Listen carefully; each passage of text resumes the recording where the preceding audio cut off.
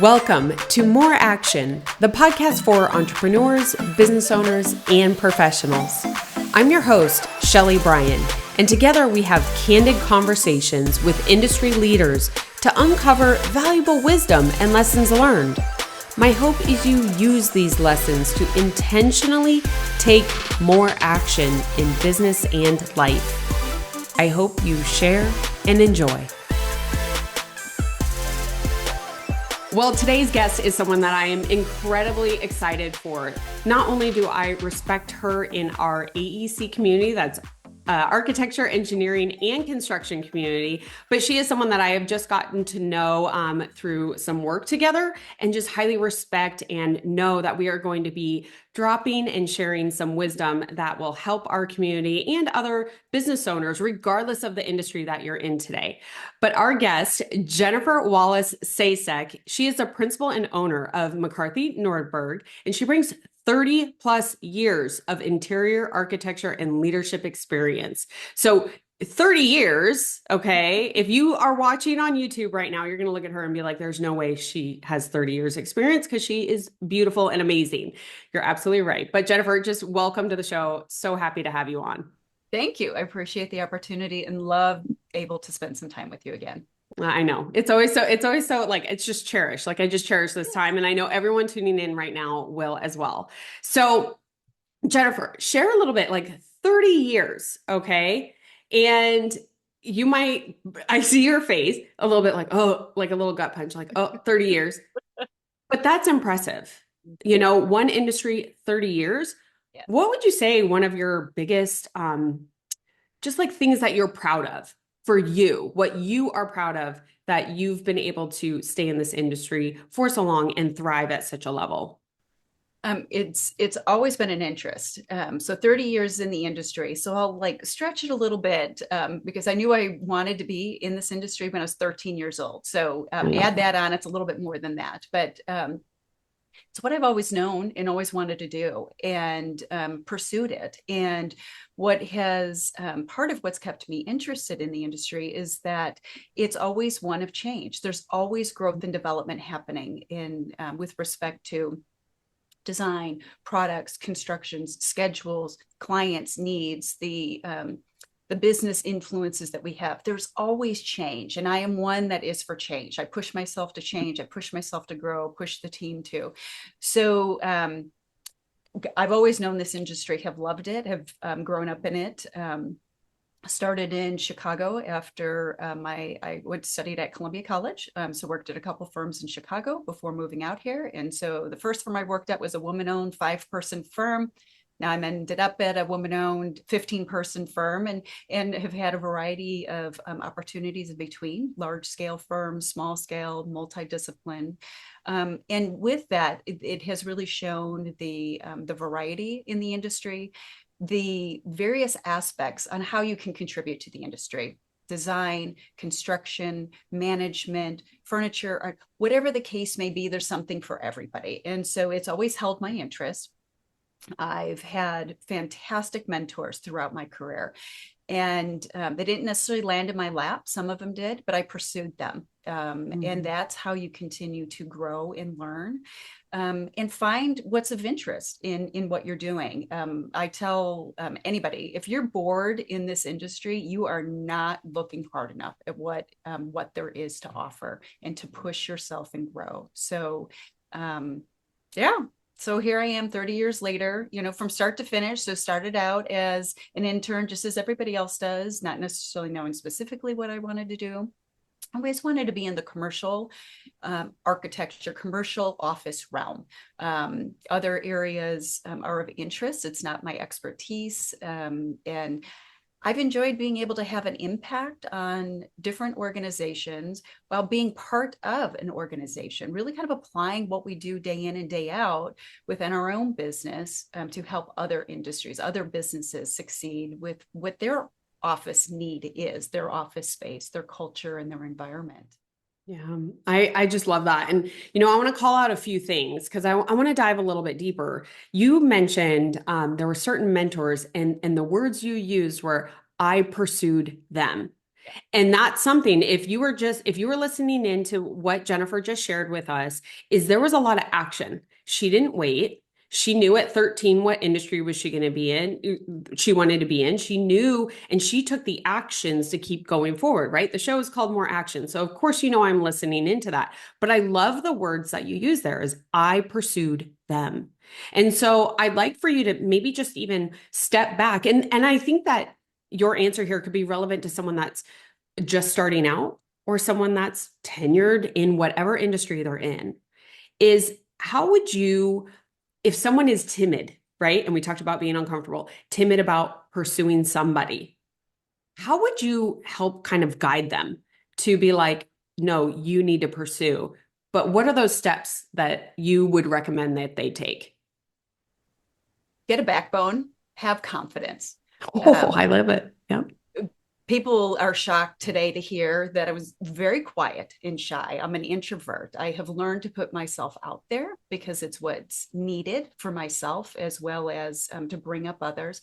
I've always had confidence though, and I've been comfortable, always comfortable with being uncomfortable. So I was fine as a kid to go and do my own thing. I didn't have to necessarily go with a bunch of friends, pursue things. So the pursuing the mentors outside of, how did that come to be? Of course, you have your first interactions and whom you're working with. You're brand new. You don't even know what you're doing, and so be observant. And I took in and saw, and you work with people that aren't like you. You have some adversity. You have to figure out how to manage through that and reflect upon it. And then I learned for myself. I am shy and I'm not the one that's going to be the first in the room. So I paired myself with project managers that were that. I was always intrigued by them, intimidated by them. They were complete opposites. They seemed to be very cool and comfortable leading a room where I was okay taking the notes and listening before speaking. At a previous firm, Knoyer Hedrick here in the Valley, they had a great organization for young professionals coming up. It was a mentorship program, and so I jumped into that. And they were very much about those senior leaders talked about who was open to being a mentor, but you had to pursue. So I went and found somebody that I thought was completely opposite of me. This older gentleman, gruff, said it as it is, not. He was not one I was going to go cry to. So I'm like, well, I'm going to learn how to be tough if I go hang out with him because he's going to tell me what I need to hear. Not necessarily what I want to hear, but what I need to hear. And just to sit and be a part of meetings and watching him lead meetings and having one-on-one conversations and having that tough love conversation at times, being told you're being a little too soft. You need to buck up, and at the same firm, three amazing mentors that continue to be. Similarly, I sought out people that would tell me what I needed to hear and not what I wanted to hear. With that, I knew they had my back. It wasn't to be mean. It was, if you want to learn this, here are the rules of engagement. I'll bring you along. I'll teach. This is what you need to contribute to me, because it's not a one-sided. Mentorship is not one-sided. It needs to be contributing on both ends. And then you learn from that and you take it forward. From one of those mentors, learned to curate his advice, love it and still take it today. Curate your own board of directors. Those are the individuals in your life that are there. They love you. They'll support you personally, professionally. They'll tell you what you need to hear, what you need to push yourself to get to the next step. All in the comfort. They have your back. They'll be there for you when you fall down. They'll help pick you up, but they'll also continue to push you. So I've always sought those out that are different than me because I wanted to be different than not completely different than who I am, but I wanted to come out of my shell. I wanted to contribute. I admired people that contributed that seemed so easily. You learn when you talk to them that they had to learn how to do that. They just weren't necessarily putting themselves out there. They've learned to be comfortable. You also learn where you have expertise, knowledge that you know. And another piece of it is know your resources. this profession, just as there are so many opportunities to learn something, you will never know everything in this industry. You just can't. There's too much. It is team, it's collective. So seek out your resources.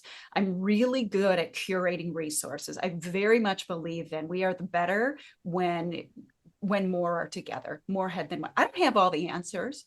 I'll curate and listen and do, and eventually I'll take action. I'm definitely a take action person. I'm not one to sit on the sidelines. I will get up and go and do, help to shepherd along others to help them find their voice. But get outside of your comfort zone and go seek out people in other industries, not solely the industries that we're in. There's so much knowledge out there. You have no idea. Read, watch podcasts, watch masterclass. Any way that you can gain knowledge, go out and do it. Be a constant learner. I just love, like, honestly, I think everybody tuning in right now should play the last like 3 to 4 minutes on repeat a few times, because there's so much there. And I want to pull out a few things. The number one, I absolutely freaking loved your first response was get a backbone. Yes. That wasn't from like and I want everybody tuning in right now. That wasn't like from a snippy, like anything. It's just like facts. Yeah. I love that. You weren't dancing around what the reality is. And I cannot tell you how much I appreciate hearing that from a leader like you in the industry, in any industry, right? As a business owner, hearing that, because it is important. We can't keep dancing around and be like, oh, work on this or try this. It's just straight facts, get a backbone. But here's the things that if you listen in that Jennifer did next, is she listed off all the things she did to get her backbone. She wasn't like, just get a backbone and screw off. She was like, no. Seek mentors, learn, seek mentors or people, and be around people that are different than you. Be uncomfortable. That's how you build your backbone. And one of the best things that you said, I mean, there was so much, but one that I want to call out is the fact that you said even some of your mentors, even some of these people that you thought like had it all together and like were speaking at so strong spoken and everything, they weren't like that when they started. They continually developed themselves too. And so that's the thing, is we can see out there in social media land, in large group settings, at events, you think certain people are just born that way. And sure, there are some that are definitely more boisterous, but not all. And that is a skill that can be developed. So some have the behaviors, some develop the skills. Both win. There's not one that's better than the other. And so I just love that you just started out, get a backbone, but here's what you do to get your backbone. So great, Jennifer. And know that it's not overnight. People are like, oh, you own this business. And it's, yes, there's 30 years working up towards it. It's not as if, it was just, I was anointed, upon it. You have to put in the work. Going back to marathons, you have to put long-term goals. And I remember a period in my career, I was like, never going to own a firm. It was too daunting. It was scary. Didn't think I had the skills to do it. Bold enough to, when I started with McCarthy Nordburg 19 years ago, was to put out there to Judy Nordburg, she's like, well, what do you ultimately want to do? And well, maybe one day be in your position. I mean, she's the company. I mean, really, I was like, well, how could I even have said that? And when I started with the firm, I came in, my husband and I were starting our family. I wanted to pull back hours. I wanted less stress. I only wanted to contribute in a narrow band of area of what I felt I could offer and what I've gained experience in. And it aligned with her, the organization being women founded when she and Karen McCarthy were starting families as well. And she was open enough to take it on. And so here I am starting out. It's like, oh, I want to have your position one day, but right now I want to work part-time. I'm going to have a kid or two, and, and just went with it. And I was able, and I was supported. I was able to come in and do a really good job, contribute. I was supported. I supported the firm, went and did. And then as time went on and you continue to evolve and grow, Judy eventually wanted to retire. This took several years. This was over many, many years. A big part of it is being in the right place at the right time. Yeah. And also putting myself out there to say, this is what I can offer and contribute at some point. I didn't push it. I didn't pursue it. I was on doing my own thing. And if it's meant to happen, it's meant to happen. And then, when conversation had, okay, I'm thinking about retirement, and it was with several of us in the organization. It was very open. I was like, oh, I want to do it, but I can't do that. I mean, how? So here, she who says, go get a backbone, and I have a backbone, and I'm, going to go run through walls, was like, ooh, time out here. I don't think I can do it. So what did I do? Went back to resources. Part of those resources are therapists. Go seek professional help. If that's what works for you, do it. And just make it happen. It was finding resources, again, different industries of mentors that, yes, you can do it, and talking with them. And just as we are today, talking through what we're capable of, reflecting upon what we have done to say, oh, I can do that. So, okay, I'm going to go do it. It was a huge roller coaster. It still is a roller coaster. It has not necessarily gotten any easier. It's different challenges. When you're a brand new employee coming out into the workforce, you're scared to death. You don't know. I mean, you don't even know where the coffee machine is, if that's even a thing anymore that people do at the office. You look around, how do people dress? How do people act? Things like that. You're mimicking, right? Because you don't necessarily know. You're watching something on social media to try and learn. You go and then you're like, okay, I've kind of got it. And then you get knocked down a couple pegs, you pick yourself up, you go again, and you keep going. And know that, and I talk with my young team members all the time, you're going to be, up high. And then there's going to be some days you're like, oh, I don't know. I still feel it.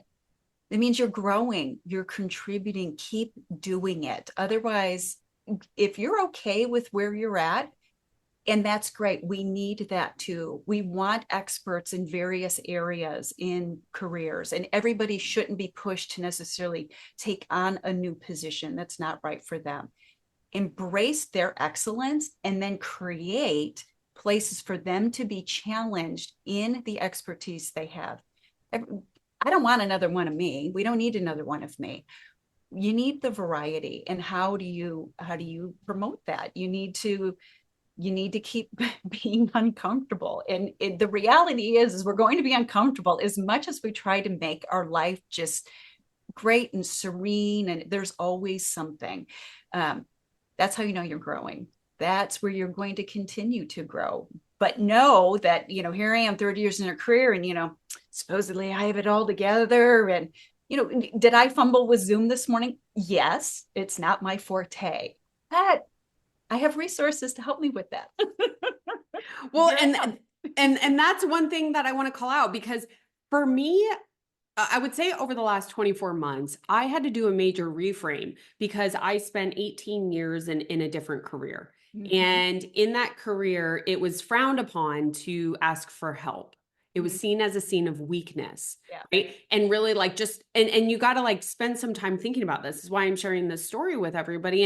And I think you can relate to this, Jennifer, is I would never ask for help. I would do it myself. I would be like, get out of my way. I will struggle. I will fight. I will get there, right? And it worked for a while. And I still could do it, but dang, is it hard. And so I had to reframe asking for help and create a resource. Right? Create a resource team. And so sometimes I think that even when you're new or even when you're tenured, look at me, I had to reframe asking for help for me to get my backbone to go build my resource team so that I can ask for help. I can raise my hand and be like, you know what? I can't do this, or this is too much. I'm going to tee this off to you because it's not my expertise, and go on. But it's understanding that part of you. And what I keep hearing from you is just that not only do you embrace uncomfortability, you seek it. Yes. And that's something that's key that I'd love for you to just share a little bit more on, because as humans, we seek comfortability. But when we have that, then we get bored, dissatisfied, all these different emotions, depression, all of this starts coming up, and burnout, all of the things. And so you can hear your passion. I know everybody tuning in right now can hear your passion and I think it's because you seek it. You're seeking that uncomfortable. So how did you train that muscle? And or what tips would you give someone to be able to do the same? First, create a comfortable platform. So I have a very stable home life, very comfortable home. So teeing up the environment to have the place to go to when you are uncomfortable, that I know I have a safe spot. I have my safe group, my friends, my board of directors, whomever. I have that safety net. So when I'm way out over my skis, I know I can go back and just breathe. So knowing I have that, and I can't remember the last time I was bored. And I task people, if you're bored, you're not thinking. Sitting and meditating and stopping. I can sit on a beach for a week reading a book and be inconvenienced that I need to have food and go to the restaurant. I just want to sit for a week. And people look at like you're always on the go and doing. Boredom is not sitting still. I'm thinking, reflecting inward, taking the time to push yourself. When you're feeling restless, and I said this recently to a few people, be okay to sit in your muck, in all the ickiness. Because if you're feeling something, evaluate why you're feeling that. Is it boredom? Is it a challenge, a real challenge you need to seek out? Is it you've done something, now you're ready to move on to another thing? Evaluate it. Be okay to sit with yourself and to say, it's time now to push, and know for yourself. Don't let yourself off the hook. That, you slip into, this is comfortable. Now, not to say you do have to take time to sit and reflect and do. Not good at it. My husband will laugh when he hears me say this during this. I am not good at that. And I'm learning how to. That's one of the things I'm focusing on now to learn and do. But listen to yourself, and what are your interests? What is your mind wandering to? Come up with your own mission and vision for yourself. And if you're acting outside of that, double check yourself. We work for organizations that have core values, mission and vision, and we really want to be on board with whatever that is. And if it's not in alignment with me, then, what am I going to do about it? I'm going to go find another job. Well, do that with yourself. Have that much passion for yourself to stay true to yourself. And when you feel that you have mastered something, double check, did you really master it or not? Is it timely to take on something else?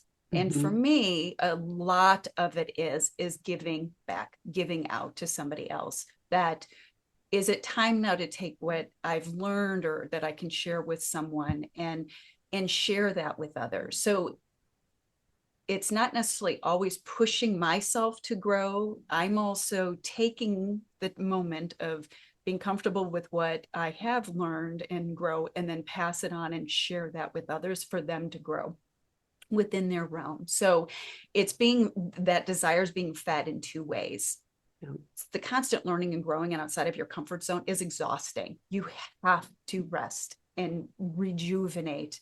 Still not good at that by any stretch of the imagination. So I'm trying to position myself to be able to share out with others. This is a great example. This talking today is completely outside of my comfort zone.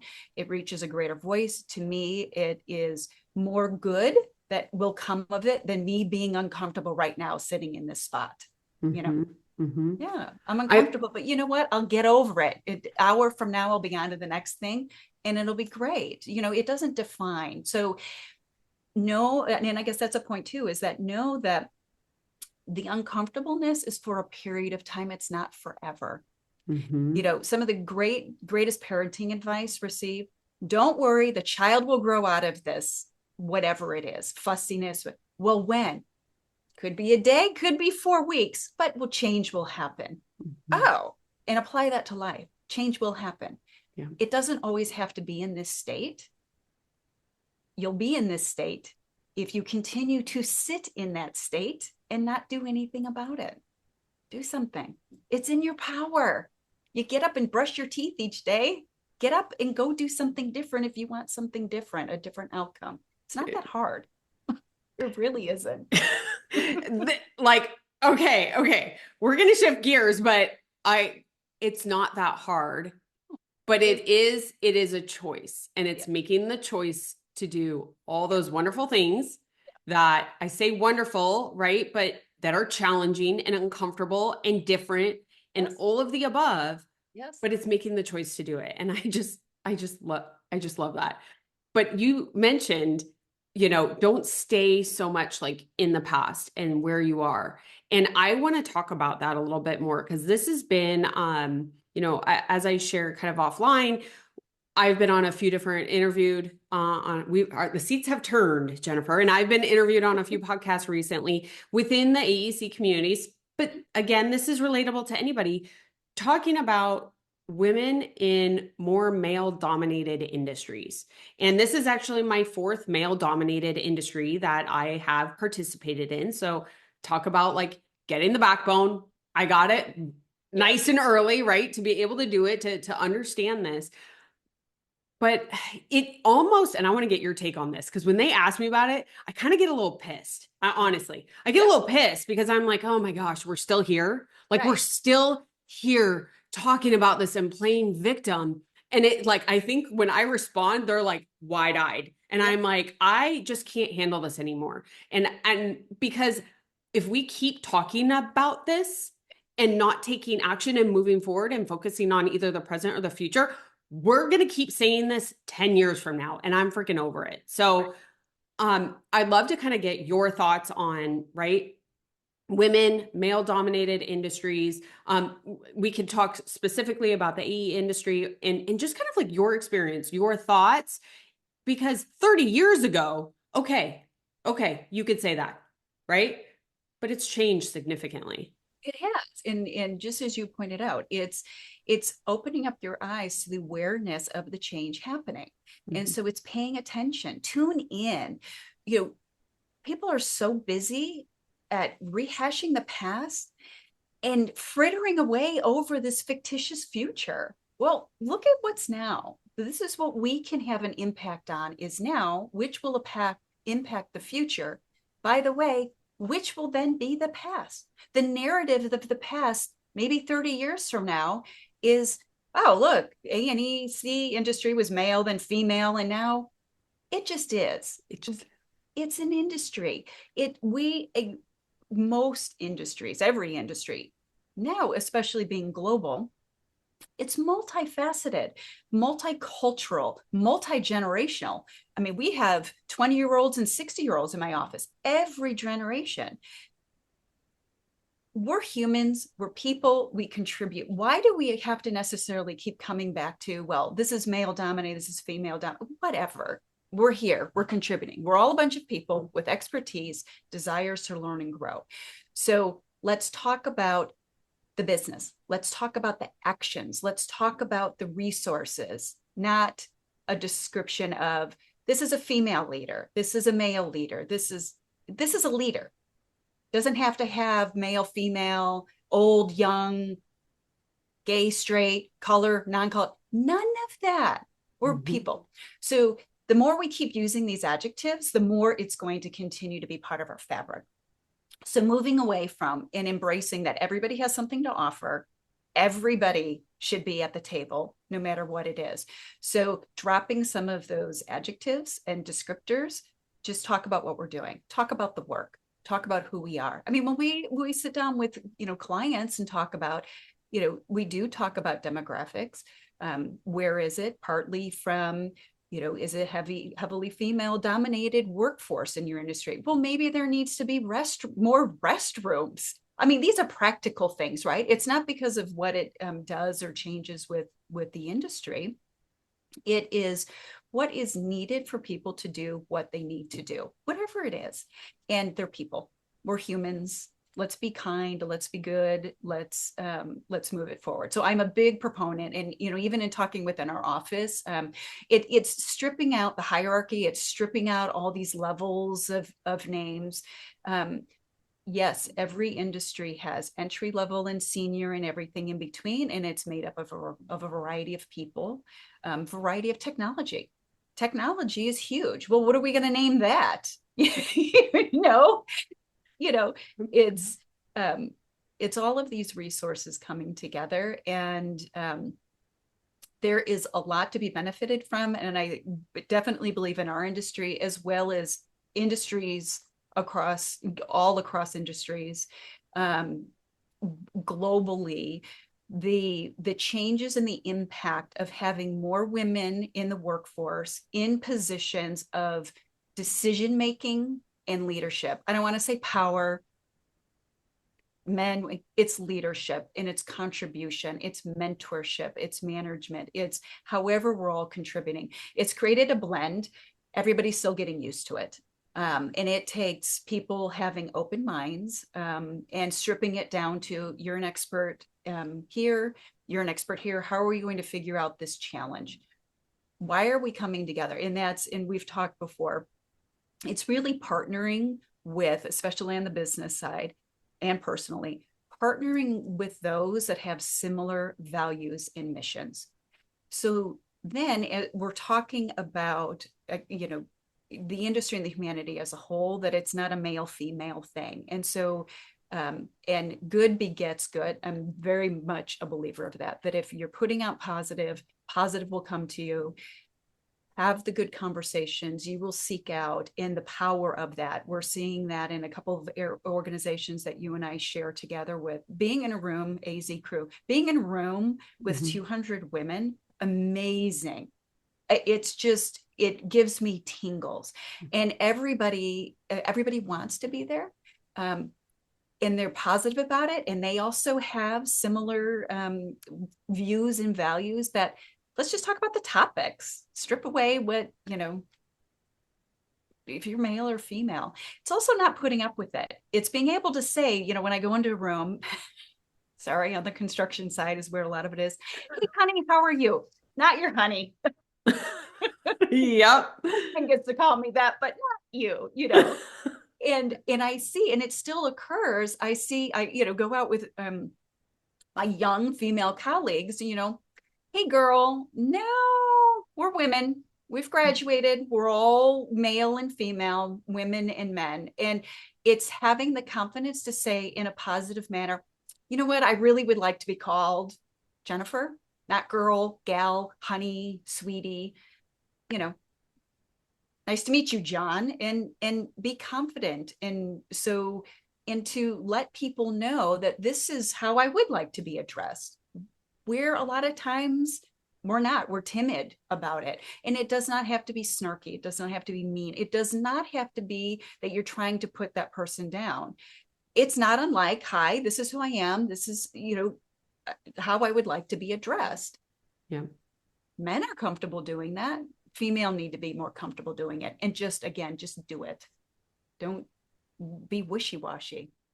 Well, and I think, it's just strengthening your backbone again, right? It's just more of those opportunities to strengthen your backbone and stand up in your position, like who you are, what you stand for. And even coming back to, we didn't touch on this, but I really loved what you said, because I grew up, I spent so much time in the pharmaceutical industry, right? And it was like, here's our mission and here's our core statement. And it's like patient first. And I was like, nope, it's not. It's profits first. Like I knew this, they didn't live it, but then they would try to like push it on you. And I love that what you said. And this is coming from a true leader, like a business owner and leader. So I hope everyone tuning in caught this, is that it's like, make your own internal mission, core values, and then hold yourself accountable to that. Right? So like you will be with this organization and your role within that organization. Yes, they have core values. Hopefully they live it. Some don't. I've been there, but I can have my own and stand up to those. So I know that my piece in this whole cog is going to feel good with me, keep me energized and stay focused. And that's where I think is another tool that you can use if you are in an industry, right? Even the AEC industry, I was in the finance industry. Like, when you're in these and you feel like you might be alone, it's like, remember, you've got your own backbone, you've got your own core values, your own mission, and you are going to stand on your own 2 feet. And I love it's like you walk in there and set the stage. Let me shake your hand. Here's how you're going to address me. Right. And you had, And remember, you have the choice. You are in control of yourself. You need to manage yourself. So I'm very conscientious of seeking out other business leaders, other businesses that I need to interact with, banking, lawyers, whatever. I'm open to everybody. I do try and focus on female relationships to bring it through, female doctors. Not to say that somebody else can't perform that and do that, not at all. But if we continue to exercise our voice of who we want to do business with, from grocery shopping to attorney, doctor, everything in between, that helps. You're living what then your core values are, right? Just go and seek it out. It may or may not occur, but check yourself to say, oh, well, I think I'm going to shop with this florist. It's female owned. It's local businesses. I'm very much about local businesses as well and supporting that before big others. Nothing wrong with that. It takes everything.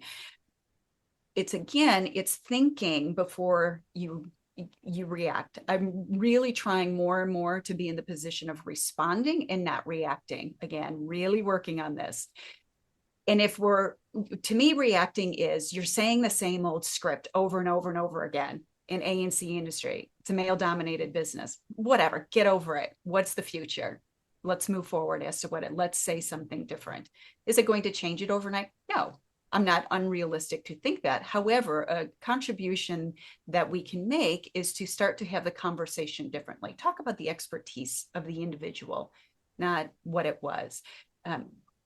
There's amazing, amazing female architects, long history of them. Talk about them more. Talk about in addition to, side by side with, again, focusing on what their contribution is. Several in the Valley, Arizona, female-owned construction businesses. Man, I am like hats off to those, because talk about a backbone to start a business in such a competitive market, just construction alone, then also based upon the history. But it's go and do it. Go, and it can happen. And why is there success? Because it's surrounding with people that also want to be a part of that in whatever way that is. In the selection process, working side by side, get on committees with people, learn, grow, expand that. Learn how other industries handle that scenario as well. Like you said, you were in 3 different industries, the same. Well, that landscape will change over time. I have no doubt. Absolutely no doubt. Well, and that's why I think like this conversation is so powerful, is because while you and I participate in the AEC industry, this is knowledge, information, wisdom, experiences that can be transitioned to any industry. And whether you are, right, I want to call out, like, whether you're a leader, right, making the shots, owning the business, or whether you are a team member, it doesn't matter. Your impact can be the same, but it's focusing on what you can control and then how you want to show up and your choices, right? Like, I'm going to find a female architect. I'm going to find, like you said, a female florist, or who's one of my colleagues that I know that's an attorney. I'm going to choose her. Like, you get to control how you are going to show up in that. And that's the one thing that when I keep hearing this question, I hear victim. And when I think victim, I think you have no choice, right? Yes. And you're not taking action. And so that is 100% up to each person, regardless of where you play in your career, right? Leader, team member, doesn't matter, supporting role. So I think it's just like such a conversation that I want to have, but I don't want to dwell on like what was and like what are the actions we're going to take to go forward. Exactly. Move forward. It's in your power to change. It's not going to be overnight. Have some tenacity, keep going with it, move forward. Just move forward. Again, nothing changes if you continue to have the same conversations, right? We all know that in our lives, it's hard to change sometime. However, I would really challenge, put yourself out there, try to do something different. And when you succeed at it, that excitement, there's going to be a fire in you to whatever level it is, whoever you are, build upon that fire.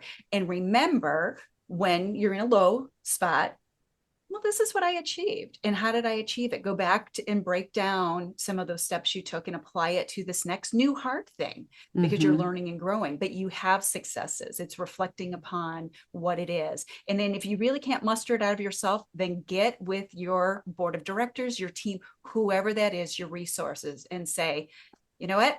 I need to buck up. I need a tough conversation. Have it with me. Figure out what it is. Go seek out new tools. Very challenging point in my life, went and sought out therapy. And she asked, do you have resources? Do you have support? Yes, I have all of that. I don't have the tools to get through what I'm getting through right now. All the tools that I've had and that I've curated over the years, they're not working. I need a fresh perspective. I need to be told to do something different. I need to get out of my own way. Try something different. Scary, yes, but I knew I wasn't able to move forward because with what the tools that I had wasn't what I needed at that time. So you go, you seek it out, you add it into your repertoire, you share it out with others. When you share your tools out with others, it's amazing what you hear back. And it's like, oh, well, I'm going to go try that now. I didn't even think of that. And you build upon it, and it's very fluid. And that's part of that learning and growing. Learning isn't always a task or an expertise. It's learning about other people. What are they interested in? What gets them motivated? Why are they here? How did our paths cross? I talk about that in the office. It's that this is a curated group of people that we all chose to be here. And the reason we know each other is because we're all here. If this organization wasn't here, how would we have ever met? And some of my longtime, dearest, deepest friends and mentors are from when I moved out here, and even prior to, from 1995, to curate that and keep moving that forward and leave room for more to come in. You never stop learning. Your cup is never full. It's such a good drive, though. It's exciting to hear that. I mean, when you think about it, it's like your cup is never full. There's always room to grow. And I think I know that's one thing that I'm taking from this conversation. I mean, we're doing new things all the time that is super uncomfortable. And I'm like, I'm so excited and equally terrified. Yes. Yay, let's go. Yep. It's just these new levels that have honestly, like, I find the more I seek the uncomfortability, it's like the more opportunities come, and like it just keeps you fired up and excited, and you meet great people, to your point. Absolutely. And the reason you're able to do it, I believe, is because you have your network of safety and security, whatever that is for everybody, which allows you to then be able to put yourself out there, to know that financially you have the resources. It's not going to take you out and devastate your home life, and that you have people around you to pick you up when you are down, in verbalizing it, to say, hey, I'm putting myself out there. I don't know how it's going to work out. Will you be around that I can give you a call later to talk? Ask those resources ahead of time before you're going to do something big, so they know and they're rooting for you. It's also partly, that's also the reason why you're going to go do it, because you went and you told somebody, so now of course you have to do it. Mm-hmm, mm-hmm. Also know that they're there to support you when you come back and say, I didn't get it. I've put my name up for several things, put my name out there, didn't succeed. Okay, it's not the right time. But I went back and asked, how come? Why? Great, others were selected. How come I wasn't the right fit for this position at this time? Do you think I wanted to hear that? No. But I did want to hear it, because now it's like, oh, okay, these are things that I should work on in order to help achieve something, whether it may be that particular involvement in that organization or something else. Oh, this is what people are looking for. This is what's good. So you pick yourself up, you brush yourself off, have a few tears, and then say, okay, I'm going to, if it aligns with your mission and values, I'm going to work on that. Because if it's something you want, it's, again, the marathon, be patient and it will come. We're in this instantaneous society, which I'm not about that. I was fortunate growing up that was not part of my fabric of being. And I'm very thankful, given in today's times, the bombardment of everything, I'm able to filter out and be really confident with what I'm filtering out. So put it out there, be patient for it to happen. It may not happen on your first time up at bat. You're going to strike out a lot, a lot, a lot. Pick up. You didn't, you're not hurt. You're not in, your ego's bruised, whatever. Get over it. Pick yourself up and go try again. And you'll Yep. end up achieving something much greater and different than that first goal. That I pretty much would guarantee. Well, So you learn and apply the lessons, right? You learn, apply the lesson. If you're doing it, right? You're like, okay, well, here's what I can control. Here's what I'm going to do. Here's how I'm going to fix it. Here's how I'm going to show up next time, right? It all comes back to you. And I just love like this conversation has just been so great. I knew it was going to be great, but I didn't know it was going to be this great. But it was just so awesome on so many levels. And one last question for you, Jennifer, because there's something I think that you have that is so special, and it's so interesting because everyone, social media, right, is like all over the board. It's great in a lot of ways, it's harmful in a lot of ways, like all of it. But what I love hearing from you, and it's like I know you and I share this, is these like genuine relationships that I feel like I know for me over the last decade have, I don't want to say like decreased, but they're just a lot harder to develop, right? With the advancements of technology and social and scrolling and one hit wonders, and we're all so busy and now everything's on Zoom and blah, blah, blah, all the different things, excuses I could give. But I love like hearing your relationships, your board of directors, your resources, like all of these different things. And I know having this conversation with other people in the industry, it can be hard to develop relationships. What, as we kind of close out here, what is some advice that you would share with somebody that is seeking and literally like searching for those deep relationships that seem to be more and more superficial? you have to try on a lot before you find the one that sticks, right? Mm-hmm. And even in recent years, try to curate a relationship with somebody, initially thought this were a great connection, and it was not the right time for a deeper relationship. Taking it as that it's not the right time, not that I wasn't liked, I don't like her, whatever the case may be.